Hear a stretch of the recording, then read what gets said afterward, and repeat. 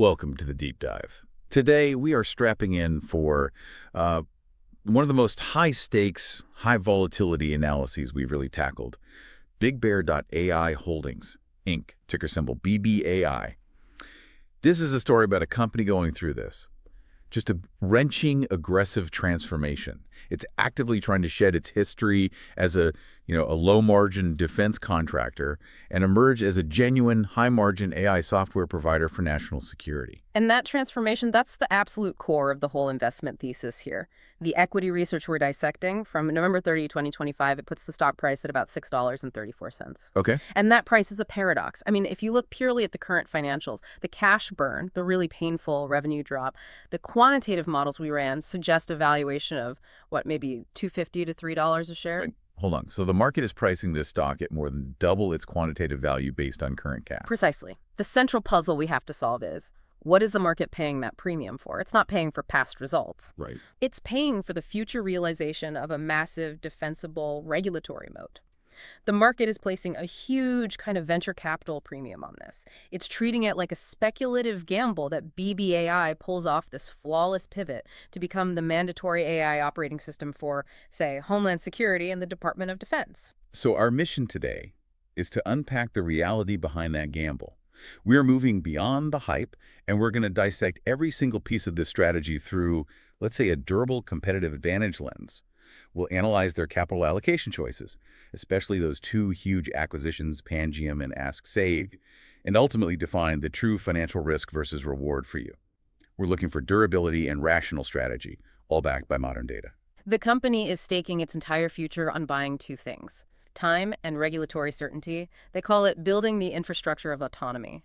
We need to see if the strategy and that fortified balance sheet actually support that bold claim, or if this price is just, priced for absolute perfection. All right, let's jump straight into the sources and trace that strategic pivot step by step. Part 1. Chapters 1 to 3, Business, Management, and Financials. Chapter 1, Business Understanding. Okay, so to grasp the BBAI investment thesis in late 2025, you have to first eliminate the misconception that they're just another generic AI stock. They're not. They are a specialized defense prime contractor, and they are focused intently on operationalizing data. That concept, operationalizing, that's really the key here, isn't it? It means their tools aren't just for some R&D lab. They are built for the true front lines, what the sources are calling the tactical edge or the sovereign enclave. Exactly. This is about running predictive and generative AI models on local hardware, often in remote, low bandwidth, or even completely disconnected environments. Think about a Navy ship, a forward operating base, a border checkpoint. In those places, the latency requirements are severe, and the cost of an AI failure isn't just a bad stock pick. It can be catastrophic. They are edge operators, first and foremost. And that specialty is what underpins this whole aggressive metamorphosis the company's been executing.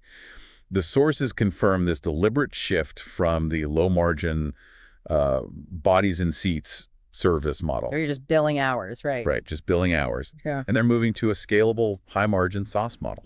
And the hard evidence for this transformation is that strategic shedding of low-margin service contracts.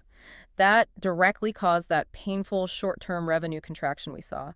Management is basically saying, we are willing to get smaller as long as the revenue we keep is higher quality. In Q3 2025, that meant a 20% year-over-year revenue drop. That takes some serious conviction to do that as a public company. Oh, absolutely. The market usually punishes that kind of top-line shrinkage. It does. But management is banking on this massive legislative tailwind to eventually overwhelm those short-term losses. We're talking about the One Big Beautiful Bill, which is a substantial multi-year, really a generational commitment to modernizing the whole security apparatus. And the numbers in that bill are just staggering. Yeah, they are. It allocates over $170 billion to the Department of Homeland Security, DHS, and another $150 billion to the DoD. And it's all earmarked for disruptive next-gen tech. BBAI is positioning itself directly in the crosshairs of this recurring revenue stream. Their new architecture is designed explicitly to align with the core priorities of that spending. Things like border security, autonomous decision support, digital identity. Okay, so let's trace how they've structured the company to actually capture all that spending. Yeah. The sources lay out three very integrated pillars of the enterprise post-2024. Right. Pillar 1 is the foundation, cyber and engineering. This is the legacy business. It's focused on offensive and defensive cyber ops, mostly for the U.S. intelligence community. And while this is the segment that management is shrinking, it is still absolutely essential. Why is it essential if they're actively shrinking it? Because this segment maintains the indispensable foundation of trust. It ensures the company keeps those critical security clearances, those deep agency relationships, and the institutional knowledge you need to operate in these highly classified environments. So management is letting the low-margin, high-volume contracts roll off, but they are meticulously preserving the core infrastructure of clearance and trust. It's about holding on to the key to the castle. Got it. Okay, so then we move to the first piece of the big strategic M&A. Pillar 2, digital identity and vision AI. This came from the Pangiam integration back in March 2024. This acquisition gives BBAI its visual cortex. It does. This segment specializes in high-speed, accurate facial recognition, biometrics, and complex image-based anomaly detection. Their customers are foundational security organizations like DHS and, importantly, CBP Customs and Border Protection, and they're also integrated into major commercial assets like Chicago O'Hare International Airport. And this is where that classic moat mechanism really starts to show up. It's a high switching cost moat. It is, but it's specific to infrastructure. Think about an industrial control system. It's incredibly difficult and expensive to rip out the hardware and software that controls a factory floor. Pangiam does the same thing for physical security. Once you integrate BBAI's biometric processing engine into the actual physical gates, the cameras, the workflow of a major airport or a border crossing, the cost and the downtime and the regulatory headache of tearing that out becomes just prohibitive. That's what creates extremely sticky, durable revenue. Okay, now for the most transformative and definitely the most expensive piece, Pillar 3, sovereign generative AI. This is driven by the November 2025 agreement to acquire Ask Sage for about $250 million. This gives the company its language center. This is the asset that changes the entire game. Ask Sage fundamentally solves what the sources identify as the last mile problem of generative AI for government. The government needs the immense power of large language models, whether from commercial players like OpenAI or open source, but they absolutely cannot risk feeding highly sensitive or classified data into those public non-secure environments. So Ask Sage is basically the trusted, secure wrapper around those models. Exactly. It's the secure intermediary. It implements this robust governance layer. It sanitizes prompts before they leave the secure government computer. And critically, it sanitizes the outputs that come back before they're delivered to the analyst or the warfighter. This lets government users leverage cutting-edge commercial AI without compromising any national security protocols. But as we touched on earlier, the real multi-million-dollar asset here isn't just the software itself, it's the certification that comes with it. That is the FedRAMP High status. The source material is right to emphasize this. It is the absolute gold standard for cloud security in the federal government. It's required for handling what's called CUI, or Controlled Unclassified Information. And this is the part where management bought time. How long and how expensive is that certification process normally? It's typically a multi-year, multi-million-dollar internal project. It requires rigorous auditing by third parties and the government itself, and there's absolutely no guarantee of success at the end. By acquiring Ask Sage, BBAI instantaneously bypasses that entire regulatory queue. They purchased an immediate, defensible lead for secure Gen AI deployment for massive agencies like the Department of Veterans Affairs and the Army. This is the definition of trading capital for crucial time and certainty. And looking at the broader industry, this regulatory capture could be more timely. The whole defense tech world is shifting away from platform-centric warfare, the big hardware. The planes, the tanks. Exactly. And it's accelerating towards network-centric warfare, which is all driven by software and AI speed. And that acceleration fuels this sovereign AI trend. Governments are just unwilling to trust their sensitive operations to public cloud AI models that are governed by private corporate policies. It's too risky. This has caused a fundamental split in the market. So on one side, you have commercial AI with giants like Google and Microsoft, and on the other, you have this sovereign defense AI, which is a much smaller, highly regulated field. That's where you find Palantir, Anduril, and now BBAI. And that split strongly favors companies like BBAI that already have the security credentials and the long-standing trust. The Ask Sage acquisition wasn't just about software, it was about securing a strategic position as the secure filter between all that commercial AI innovation and the rigid secrecy needs of the government. Okay, so let's get into the competitive landscape, specifically that huge valuation disconnect with a company like Palantir. According to the peer comparison table in the sources, Palantir trades at a staggering 80 to 96 times forward sales. BBAI, despite this massive pivot, is only at about 15.5 times. That discount is enormous, and it explains the whole asymmetry of the BBAI opportunity.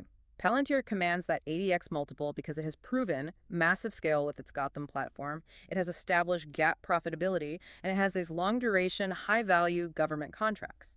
Palantir has already executed and proven the model works. Whereas BBAI is still kind of operating on a promise. Exactly. BBAI is essentially valued like a smaller growth software company, not the massive defense infrastructure prime it wants to be. The thesis is if BBAI successfully integrates Ask Sage, validates those 70% plus software margins, and secures a single massive program of record apport. Which is a long-term funded, multi-billion-dollar government commitment. Right. If they land one of those, they could rapidly close that multiple gap. Even moving from 15.5x to, say, 40x price to sales would justify a massive price jump. They occupy a very specialized niche, and now they have regulatory speed on their side. Let's go a bit deeper on this unique moat BBAI has built.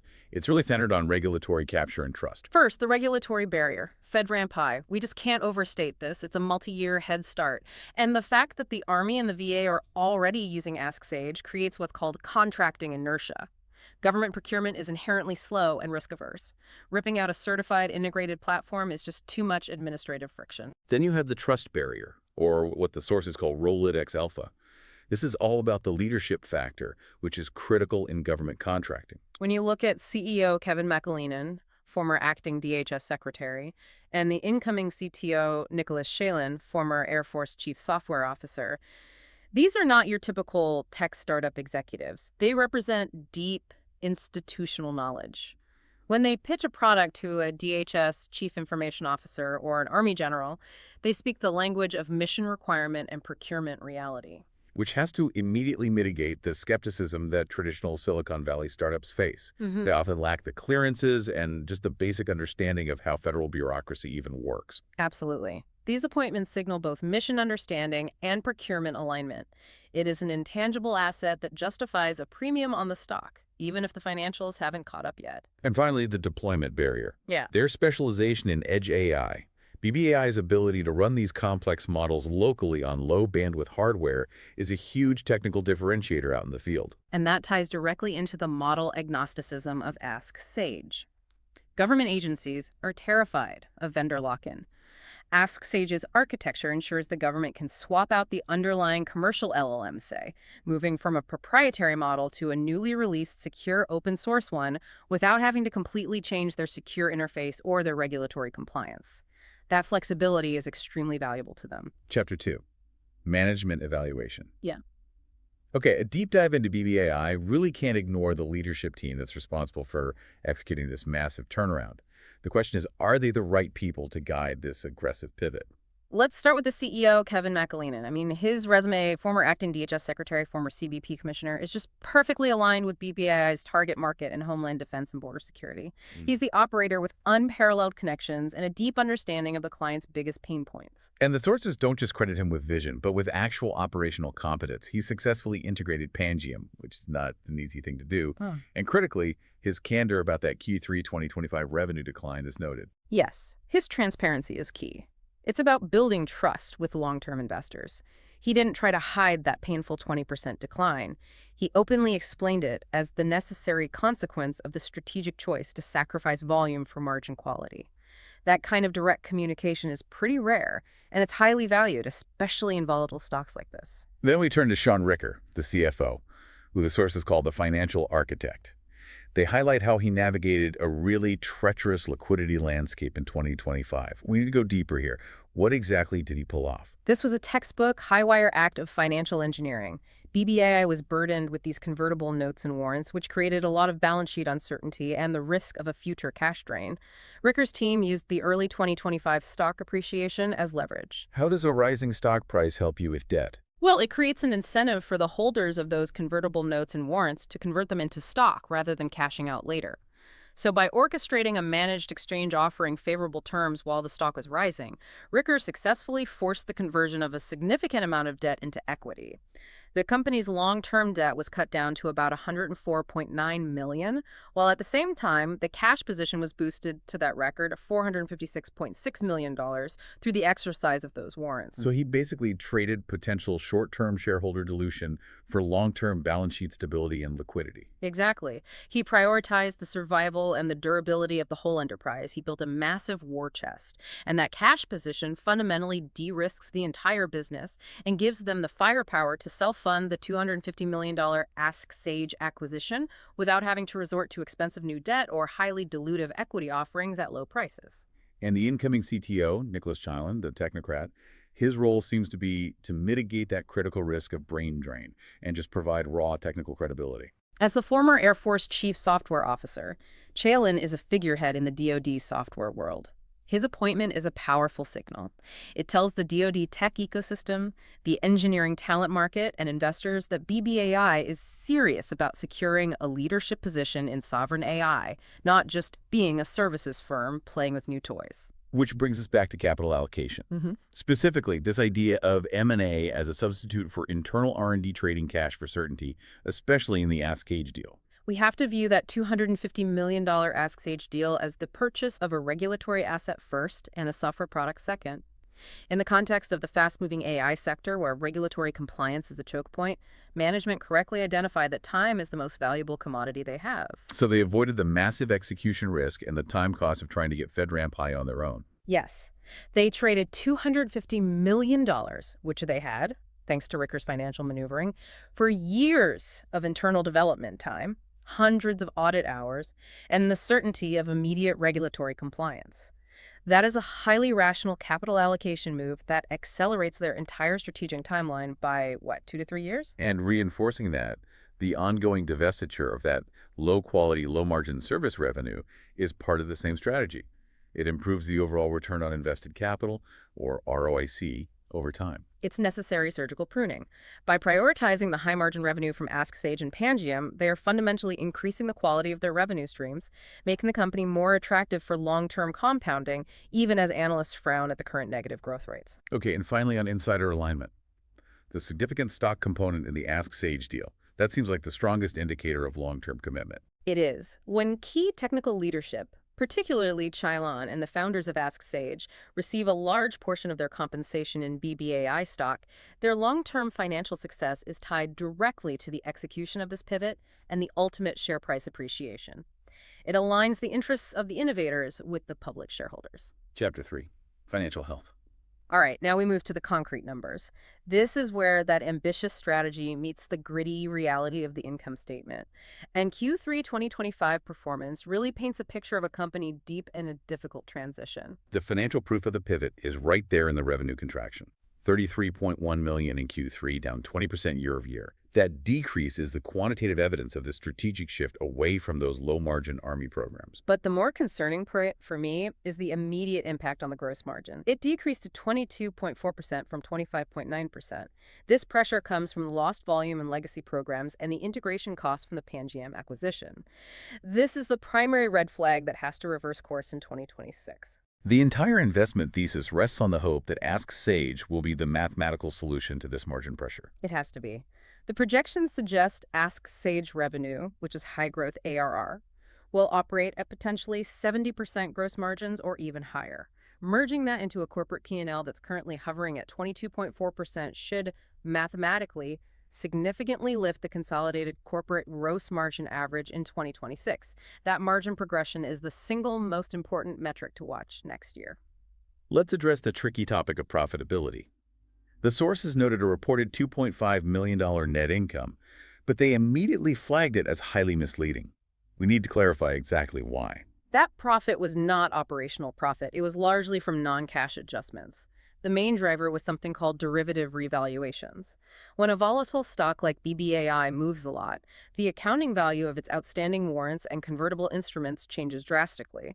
These paper gains or losses flow through the net income line. So it's a change in a liability on the balance sheet because of the stock price movement, not actual money earned from selling software. Precisely. It's an accounting fiction in terms of operational cash flow. The real reality check is the adjusted EBITDA, a negative $9.4 million. This confirms that core operations selling software and engineering services are still burning cash. They're relying entirely on the balance sheet to sustain the business until those high-margin software revenues can take over. Which brings us to BBAI's primary strength, the balance sheet. That safety net constructed by the CFO. That record cash position of $456.6 million is absolutely crucial. At the current burn rate, it provides multiple years of runway. It guarantees the company can execute its strategic plan without constantly needing to go back to the capital markets for more money. And the net debt position is extremely rare and favorable for a high beta growth stock. Long-term debt is down to approximately $104.9 million. This means BBAI is in a very rare position for a company in transition, negative net debt. Their cash exceeds their debt by hundreds of millions. This financial stability provides a crucial buffer to the downside risk that usually plagues small-cap, volatile tech companies. Okay, let's now move to the quantitative analysis and that huge valuation disconnect, which the sources explore using a discounted cash flow model. This exercise is really critical for understanding why the stock trades at $6.34. The first step in any DCF model is determining the cost of capital, the hurdle rate. BBAI is highly volatile with a beta of 3.29. The beta of 3.29 is astronomical. It means the stock moves on average 3.29 times as violently as the overall market. Correct. And when you factor in the high-risk premium associated with that volatility, combined with the 2025 risk-free rate, the resulting cost of equity is a punitive 24.24%. That leads to a weighted average cost of capital, or WACC, of around 22%. And that WACC acts like a brutal magnifying glass on risk. It heavily punishes any future cash flow projections. It does. So when the simplified DCF model, which includes the current cash flow reality, is run through that 22% WACC, the quantitative output is startling, an implied share price of only about $2.50 to $3. This is the core aha moment. If the quantitative model, based on current financial reality, says $2.50, and the stock is trading at $6.34, then that difference, that $3.84 premium, is pure, unadulterated option value. It is the market paying for potential exponential success. Investors are essentially saying, we acknowledge the painful financials, but we are betting that BBAI successfully leverages the Ask Sage regulatory moat to secure multiple, massive programs of record, leading to growth rates and margin profiles that will eventually justify Palantir-like valuations. So the price reflects a belief in the FedRAMP high moat, not a belief in the Q3 2025 income statement. Precisely. They're investing based on the qualitative strategic maneuver, not the current financials. This is a great point to pause. If you're finding this analysis insightful, if you appreciate the deep dive into the financial maneuvers and the strategic risks inherent in this type of turnaround, then we have a small ask for you. Like and subscribe to Stock Analytics AI. For $4.99 month, get 500-plus deep dive videos on all S&P 500 stocks, with NASDAQ 100 coming next, plus members-only requested deep dives. We really rely on that support to keep providing this level of granular analysis. Now, let's pivot from the internal financial health to the external forces, how the market perceives BBAI, and the significant macroeconomic risks that could still derail this whole ambitious plan. Part 2, Chapters 4 to 7, Market Sentiment, Ownership Risk, and Final Conclusion. Chapter 4. Market Sentiment. As of late November 2025, market perception has clearly shifted from, deep skepticism to cautious optimism. The stock is up approximately 38% year-to-date, which signals a strong belief in the strategic direction. And this momentum is almost entirely built on the turnaround narrative. The widespread belief that the revenue contraction we saw in Q3 was the absolute bottom, and the high-margin AI growth phase, the Ask Sage effect, is now starting. It's an inflection point play. We also have to acknowledge the meme factor. That extremely high volatility, the beta of 3.29, that's indicative of a potent retail sentiment influence. Retail investors associate BBAI very closely with the massive legislative support from the One Big Beautiful Bill, and they see it as a high beta, high reward way to play that government modernization spend. Looking at professional analysts, the consensus is generally a buy, but the price targets reflect that cautious valuation. The targets range from about $6.80 to $8, suggesting modest immediate upside from $6.34. This means they expect execution, but they aren't pricing in that full Palantir outcome quite yet. And that consensus reinforces the valuation spread we observed. At 15.5x forward sales, BBAI is viewed as the high beta catch-up trade.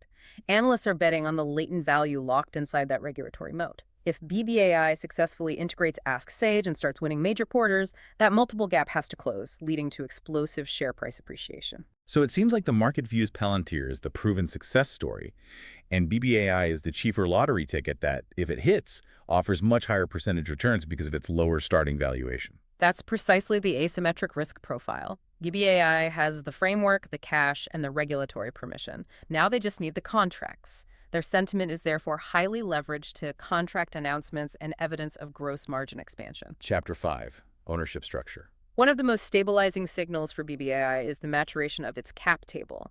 The ownership is visibly migrating away from short-term speculative traders toward long-term institutional asset managers. And this institutional shift suggests the business risk is being taken seriously by stable money. We saw this maturation accelerate in Q3 2025 with the passive giants. Specifically, we see Vanguard increasing its stake significantly, up 32% to approximately 27.6 million shares, and BlackRock now holding around 23.7 million shares. The implication of these huge passive flows is really profound. It indicates BBAI has surpassed the market cap thresholds that led to its inclusion in major indices, most likely the Russell 2000. Index inclusion creates a crucial stabilization factor. These massive funds become structural, forced buyers regardless of valuation. It provides a kind of structural floor for the stock price and mitigates some of that extreme downside volatility, which is vital for a stock with a beta of 3.29. We also noted the presence of sophisticated quantitative hedge funds, like Renaissance Technologies, holding about 2.3 million shares. Rentech's involvement confirms that BBAI's high volatility and momentum signals are being picked up by their systematic trading models. This ensures high liquidity and a continuous, though often speculative, trading volume. The overall ownership structure is much healthier than what you'd see in a typical small-cap growth company. Chapter 6. Risk Assessment. Okay, we've painted a pretty optimistic picture based on strategy, but now we have to rigorously synthesize the risks. This strategic turnaround is incredibly complex, and there are significant internal and external threats. Let's quickly run through the SWOT analysis synthesis from the sources. Strengths are the internal durability. The FedRAMP high moat, that $456 million cash position, and the leadership network of McAleenan and Challen. The weaknesses are primarily financial and operational. The current operational cash burn, the ongoing revenue contraction, high customer concentration, and the intrinsic integration risk of merging these different corporate cultures, especially a founder-led startup like Ask Sage. Opportunities are massive. The TAM expansion from the One Big Beautiful Bill, the rising global demand for sovereign AI, and hints of international partnerships outside the U.S. And the threats are external and macroeconomic. Potential government shutdowns delaying critical contracts, intense competition from Palantir, and the major headwind we need to deep dive into, the U.S.-imposed tariffs of 2025. This tariff threat is extremely nuanced because it challenges the core investment thesis of margin expansion. The geopolitical environment of 2025 introduced some aggressive protectionism, including a specific looming 25% tariff on imported GPUs and other high-end electronics. Right, and BBAI is a software company, so how does a GPU tariff directly impact their gross margins? That's the question. It seems indirect. It's a flow-through cost. BBAI doesn't buy chips directly. They host the Ask Sage platform on cloud providers like AWS or Azure. When a 25% GPU tariff is imposed, it massively increases the capital expenditure, the CapEx, for those cloud providers who have to buy new servers for their data centers. And the cloud providers then just pass that increased CapEx onto their customers like BBAI in the form of higher hosting fees. That feeds directly into BBAI's cost of revenue. Precisely. If compute costs rise 20% due to tariffs, and BBAI can't immediately pass that cost increase onto the government, which is often locked into fixed-price contracts, their projected 70% plus gross margins on Ask Sage could compress significantly. This is something that has to be monitored very closely in 2026. But the sources point out an even greater risk here, the second-order effect. The budget squeeze. This is the macroeconomic risk. If the budgets of agencies like the Army are fixed and the hardware they must purchase, drones, ground sensors, communication gear, suddenly becomes 25% more expensive because of tariffs, those rising hardware costs will inevitably squeeze the discretionary budget. And what's the first thing to get cut? Usually the budget for new, unproven software pilots and innovation programs, like the potential adoption of Ask Sage across new departments. This could severely delay the adoption timeline and slow the realization of that high-margin revenue that BBAI is counting on to validate the entire pivot. It's a powerful headwind. How does BBAI even counter that strategically? By positioning Ask Sage as a deflationary force rather than an expensive new add-on, they have to argue that their edge AI capabilities allow agencies to optimize efficiency on existing, older, and now increasingly expensive hardware. Running sophisticated models locally maximizes the ROI on current infrastructure, making edge AI a premium asset that helps government agencies manage that tariff-induced hardware inflation. And beyond these external risks, there are significant internal execution risks centered on integration and key personnel. The cultural challenge seems huge. Merging a fast-moving, innovative, founder-led startup like Ask Sage, guided by a technocrat like Challen, into a larger, regulated, publicly traded defense company with a more traditional culture is notoriously difficult. Integration risk is always high, and cultural clashes can lead to high attrition. Which leads directly to retention risk.